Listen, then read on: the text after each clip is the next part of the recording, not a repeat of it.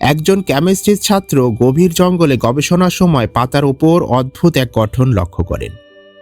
প্রথম দেখাতে বোঝা যাচ্ছিল এটি সাধারণ কিছু নয়। পাতার মাঝখানে সিল্ক দিয়ে তৈরি একটি নিখুঁত শঙ্কু আকৃতির কাঠামো ছিল এটি, আর তার চারপাশে ঘিরে রয়েছে সিল্ক দিয়ে বোনা ঘন একটি বেড়া বা ফেন্স। পুরো গঠনটি দেখতে ছিল যেন কোনো অজানা প্রাণীর পরিকল্পিত দুর্গ। কৌতূহলবশত ছাত্রটি সেই গঠনের ছবি তোলে এবং ইন্টারনেটে পোস্ট করে দেয়, এবং দেখতে দেখতে ছবিটি দ্রুত ভাইরাল হয়ে যায়। কারণ ছিল আগে কখনো পৃথিবীর কোথাও এমন অদ্ভুত গঠন কেউ দেখেনি। জীববিজ্ঞানী, কীটতত্ত্ববিদ, এমনকি মাকড়সা বিশেষজ্ঞরাও প্রথমে এই গঠন দেখে বিভ্রান্ত হয়ে পড়েন। এই রহস্যের সমাধান খুঁজতে খুব দ্রুতই একদল বিজ্ঞানী জঙ্গলের সেই নির্দিষ্ট এলাকায় পৌঁছান।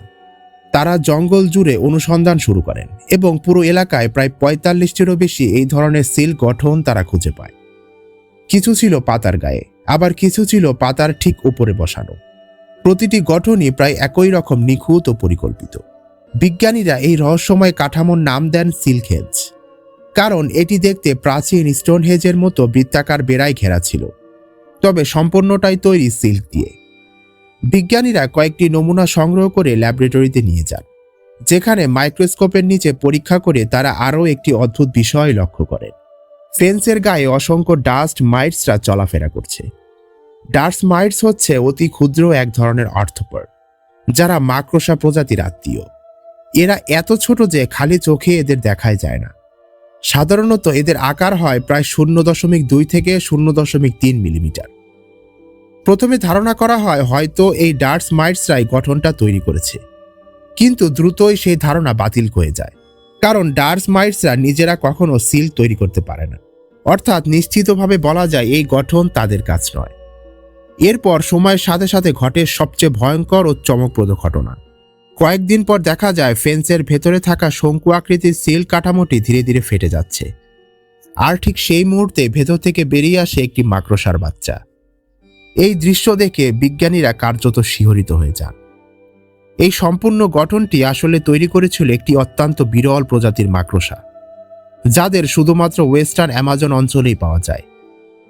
আর এই রকম বিরল ঘটনা এই অঞ্চলে হর হামেশাই হয়ে থাকে। কত হাজার হাজার অমীমাংসিত ঘটনা, কত হারিয়ে যাওয়ার গল্প, কত ভয়ানক রহস্য। জঙ্গলের মাঝে লুকানো সোনার মহল কিংবা 100 ফুটের দৈত্যকার অ্যানাকন্ডা সাপ, সবই জড়িয়ে আছে এই জঙ্গলের মাঝে। এই জঙ্গলটি হচ্ছে পৃথিবীর বিশ্ববিখ্যাত সবচেয়ে বড়, সবচেয়ে বিশাল অ্যামাজন জঙ্গল। আর এই বিখ্যাত জঙ্গল ধারণ করে আছে দক্ষিণ আমেরিকার সবচেয়ে বড় দেশ ব্রাজিল। এসটিআর বাংলায় নতুন হলে সাবস্ক্রাইব করতে ভুলবেন না। এই দেশের প্রায় 60% অঞ্চল অ্যামাজন জঙ্গলের মাঝে, যা এইখানে বাস করা বেশিরভাগ মানুষের জীবনকে ভালোভাবেই প্রভাবিত করে, বিশেষ করে শিশু বাচ্চাদের। এই জঙ্গলের ভেতর দিয়ে স্কুলে যাওয়া শিশুদের জীবন মোটেও সহজ নয়। এখানে অসংখ্য নদী, হ্রদ আর ডুবে থাকা বনভূমির মাঝেই মানুষের বসবাস। এই অঞ্চলে শিশুদের জন্য শিক্ষা পাওয়া মানে প্রতিদিন জীবন ঝুঁকির মধ্যে ফেলা। তবুও তারা সেই ঝুঁকি নিতে পিছপা হয় না, কারণ শিক্ষা তাদের কাছে একটি ভালো ভবিষ্যতের একমাত্র আশা। 14 বছরের লেটিসিয়া আর তার 10 বছরের ছোট বোন এলিসিয়া প্রত্যেকদিন স্কুলে যাওয়ার আগে ঘরের কাজ শেষ করে, কাপড় ধোয়া, বাসন পরিষ্কার সব শেষ করেই তারপর তার স্কুলের জন্য প্রস্তুত হয়। তাদের মা আন্না নিজে খুব বেশি পড়াশোনা করতে পারেননি, তাই তিনি চান তার সন্তানেরা যেন ভালো শিক্ষা পায়। যদিও স্কুলটি তাদের বাড়ি থেকে অনেক দূরে। স্কুলে পৌঁছাতে তাদের প্রথমে প্রায় 50 মিনিট জঙ্গলের ভেতর দিয়ে হাঁটতে হয়। এই পথে সাপ, বন্যপ্রাণী আর বিপদের আশঙ্কা সবসময় থাকে। এরপর শুরু হয় সবচেয়ে ভয়ঙ্কর রাস্তা। ক্যানো বা ছোট নৌকায় তারা নদী পার হয়, কখনো শান্ত হ্রদ, কখনো বিশাল রিও নিগ্রো নদী, যেখানে ঢেউ আর বাতাস সবসময় শক্তিশালী। এই অঞ্চলের অনেক শিশু সাঁতার জানে না, এমনকি ঠিকভাবে বৈঠাও চালাতে পারে না, তাই নৌকা দুর্ঘটনা এখানে খুবই সাধারণ একটি বিষয়। তবুও প্রতিদিন তারা এই পথ পাড়ি দেয় শুধুমাত্র স্কুলে যাওয়ার জন্য। অন্যদিকে ইয়া নামের আরেকটি ছেলে প্রতিদিন 8 কিলোমিটার নদীপথ পাড়ি দিয়ে স্কুলে আসে। বর্ষাকালে পরিস্থিতি আরও বেশি ভয়াবহ হয়ে ওঠে। হঠাৎ ঝড়, ভারী বৃষ্টি, নদী স্রোত সবকিছুই তাকে মোকাবেলা করতে হয়। অনেক সময় বৃষ্টির কারণে সে দেরিতে পৌঁছায় বা ক্লাস মিস করে। এই অ্যামাজন অঞ্চলের প্রায় 50% মানুষ দারিদ্র্যসীমার নিচে বসবাস করে। বেশিরভাগ মানুষ মাছ ধরা, ফল সংগ্রহ বা দিনমজুরের উপর নির্ভরশীল। তবুও তারা চায় তাদের সন্তানেরা পড়াশোনা করুক, কারণ গ্রামে কাজ পাওয়া দিন দিন কঠিন হয়ে যাচ্ছে। স্কুলে মোট 70 জন শিক্ষার্থীরা পড়ে, কিন্তু শ্রেণী শিক্ষক কম হওয়ায় সকাল ও দুপুর 2 শিফটে ক্লাস হয়। শিক্ষকরা জানেন এইসব শিশুরা কতটা কষ্ট করে এখানে আসে, তাই তারা আগে শিশুদের শান্ত করে, তারপর পড়ানো শুরু করে। 5 ঘন্টার ক্লাস শেষে আবার যাত্রা শুরু, বিপদ সংকুলন সেই ফিরতি রাস্তা। কখনো স্কুলের নৌকা থাকলে একটু স্বস্তি মেলে, না হলে আবার বইটা হাতে নদী পারি। সন্ধ্যা নামার আগেই বাড়ি ফেরার চেষ্টা চলে, কারণ অন্ধকারের জঙ্গল আরো বেশি ভয়ঙ্কর। এভাবেই চলছে এই জঙ্গলের বেশিরভাগ মানুষের জীবন। ব্রাজিল হচ্ছে দক্ষিণ আমেরিকার সবচেয়ে বড় ও প্রভাবশালী দেশ, যা আয়তনে শুধু এই মহাদেশেরই নয়, পুরো পৃথিবীর প্রায় 5ম বৃহত্তম দেশ হিসাবে পরিচিত। দেশটির সরকারি নাম ফেডারেটিভ রিপাবলিক অব ব্রাজিল, আর এটি আটলান্টিক মহাসাগরের তীরে অবস্থিত। ব্রাজিলের ভৌগোলিক বিস্তৃতি এতটাই বিশাল যে এটি দক্ষিণ আমেরিকার প্রায় অর্ধেক অংশ জুড়ে রয়েছে, এবং চিলি ও ইকুয়েডর বাদে প্রায় সব দেশের সঙ্গেই এটি সীমান্ত ভাগ করে নেয়। এই বিশাল আয়তনের কারণেই ব্রাজিলের ভেতরে একাধিক জলবায়ু, প্রাকৃতিক পরিবেশ ও সংস্কৃতির সহাবস্থান দেখা যায়। ব্রাজিলের সবচেয়ে বড় প্রাকৃতিক সম্পদ হচ্ছে অ্যামাজন রেইন ফরেস্ট। অ্যামাজন জঙ্গলের প্রায় 60% অংশ এই দেশের ভেতরে অবস্থিত।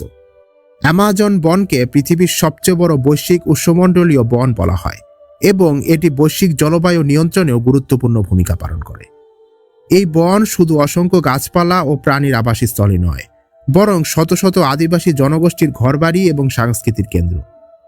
অ্যামাজন নদী বিশ্বের সবচেয়ে বৃহৎ নদী ব্যবস্থাগুলোর একটি। এই নদী ব্রাজিলের বুক চিরে প্রবাহিত হয়ে দেশটির পরিবহন, কৃষি ও জীবিকায় বিশাল ভূমিকা রাখছে। এটি হাজারো মানুষের জীবনের একমাত্র ভরসা। এই নদীর তীরেই বড় হয় জেসি নামের একটি কিশোর, যার বয়স মাত্র 14 বছর। তার মতো আরও অনেক শিশু প্রতিদিন এই নদীতেই জীবনের ঝুঁকি নিয়ে কাজ করে। তারা ছোট ছোট নৌকায় করে বিশাল যাত্রীবাহী ফেরির পাশে গিয়ে বিক্রি করে ফল, মিষ্টি, কলা আর পাম সুইটস, তাও মাত্র কয়েকটা রিয়ালের জন্য। এই কাজ কোনো খেলা নয়, এটি তাদের বেঁচে থাকার লড়াই। বড় ফেরিগুলো দ্রুত গতিতে চলে, নিচে ঘুরছে শক্তিশালী প্রোপেলার। একটু ভুল হলে নৌকা উল্টে যেতে পারে এবং মুহূর্তেই ভয়ানক মৃত্যু। তবুও শিশুরা ভয় পায় না, কারণ কাজ না করলে ঘরে তো খাবার জুটবে না।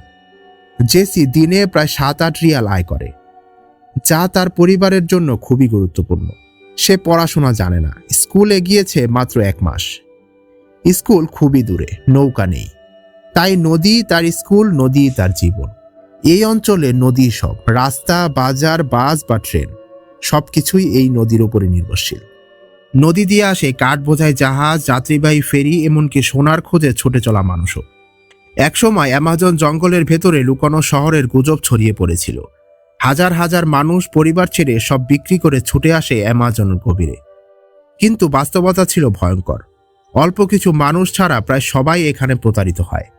ব্রাজিলের ইতিহাসের দিকে তাকালে দেখা যায় 1500 সালে পর্তুগিজ নাবিক পেদ্রো আলভারেজ কাব্রাল ব্রাজিল আবিষ্কার করেন। দীর্ঘ সময় ধরে ব্রাজিল পর্তুগালের উপনিবেশ ছিল, এবং এই সময় আফ্রিকা থেকে বিপুল সংখ্যক দাস আনা হতো এইখানে। এই দাস ব্যবসা ব্রাজিলের সমাজ, সংস্কৃতি ও জনসংখ্যার গঠনে গভীর প্রভাব ফেলেছে। 1822 সালে ব্রাজিল স্বাধীনতা লাভ করে এবং পরবর্তীতে একটি প্রজাতান্ত্রিক রাষ্ট্রে পরিণত হয়। সংস্কৃতির দিক থেকে ব্রাজিল পৃথিবীর অন্যতম বৈচিত্র্যময় দেশ। সাম্বা ও কার্নিভাল সংস্কৃতি বিশ্বজুড়ে পরিচিত। অর্থনৈতিকভাবে ব্রাজিল একটি উদীয়মান শক্তি। কৃষি, খনিজ সম্পদ, শিল্প ও সেবা সব ক্ষেত্রে দেশটি বড় ভূমিকা রেখেছে। তবে এই উন্নতির পাশাপাশি দেশটিতে দারিদ্র্য ও সামাজিক বৈষম্য একটি বড় সমস্যা। বড় অঞ্চলের আধুনিকতা আর অ্যামাজন বা গ্রামীণ অঞ্চলের দারিদ্র্যের মধ্যে স্পষ্ট পার্থক্য এখানে দেখা যায়। সব মিলিয়ে ব্রাজিল এমন একটি দেশ যেখানে প্রাকৃতিক সৌন্দর্য, গভীর ইতিহাস, সাংস্কৃতিক বৈচিত্র্য আর সামাজিক চ্যালেঞ্জ সবকিছুই একসাথে বিদ্যমান। আজকের ভিডিওটি আপনার কাছে ইনফরমেটিভ লাগলে অবশ্যই STR বাংলাকে সাবস্ক্রাইব করে রাখুন। দেখা হচ্ছে নতুন এপিসোডেই।